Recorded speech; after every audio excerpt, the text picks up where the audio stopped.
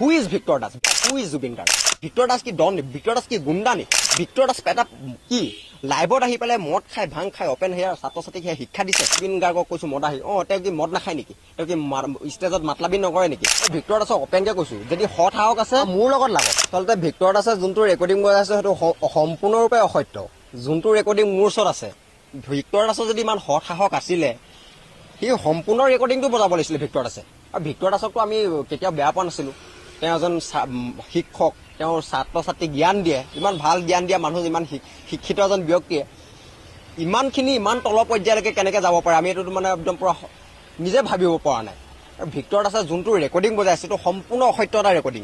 গোটেই ৰেকৰ্ডিংটো মই ভিক্টৰ দাসক অপেন চেলেঞ্জ কৰিছোঁ। ভিক্টৰ দাসে তেওঁ যদি সৎ সাহস আছে তেওঁ গোটেই ৰেকৰ্ডিংটো বজাই দেখাওক। আৰু তেওঁ যে ইমান কৰি থাকে, মাকক সন্মান কৰে, নাৰীক সন্মান কৰোঁ বুলি কয়, মা তেওঁৰ ভগৱান।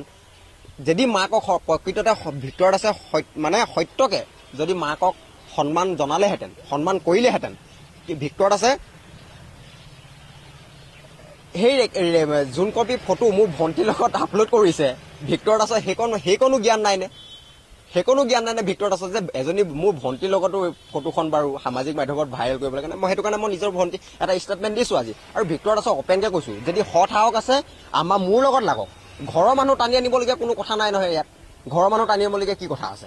ভিক্টৰ দাসৰ লগত মই লাগিছোঁ, মোৰ লগত ভিক্টৰ দাসৰ লাগক যদি মানে ভিক্টৰ দাসৰ সৎ সাহস আছে। ঘৰৰ মানুহ কিয় টানে? আৰু মই লাগিছোঁ জুবিন গাৰ্গৰ লগত। জুবিন গাৰ্গক কৈছোঁ মদ আহি তেওঁ কি মদ নাখায় নেকি? তেওঁ কি ষ্টেজত মাতলাবি নকৰে নেকি? মাতলাবি কৰা এজন মানুহে আৰু ৰাজীৱ ভটিয়া হৈছে ৰাইজৰ আৱেগ। ৰাজীৱ ভটিয়া হৈছে এজন গণশিল্পী। গণশিল্পীক যেতিয়া এজন ইমান ডাঙৰ এজন শিল্পীয়ে চিনি নাপাওঁ বুলি কয় তেনেহ'লে Zubeen Garg who is Zubeen Garg? Who is Victor Das? Victor Das কি ডন নি? ভিক্টৰ দাস কি গুণ্ডা নি? ভিক্টৰ দাস এটা কি লাইভত আহি পেলাই মদ খাই ভাং খাই অপেন হেয়াৰ ছাত্ৰ ছাত্ৰীক সেয়া শিক্ষা দিছে? ইমান শিক্ষিত এজন ব্যক্তিয়ে সেয়া শিক্ষা দিছে নি ভিক্টৰ দাসে? ভিক্টৰ দাসে নৱপ্ৰজন্মক ভুল পথলৈ মানে ঠেলি দিছে ভিক্টৰ দাসে। আৰু ভিক্টৰ দাসক কৈছোঁ যদি সৎ সাহস আছে অপেন গোটেই ৰেকৰ্ডিংটো যিমানখিনি 35 মিনিট 48 ছেকেণ্ড এটা ৰেকৰ্ডিং মোৰ ওচৰত আছে, 35 মিনিট 48 ছেকেণ্ডৰ ৰেকৰ্ডিংটো বজাওক। 30 ছেকেণ্ডৰ ৰেকৰ্ডিংটো বজাই পেলাই নিজৰ TRP ল'বলৈ বাহ নল'ব।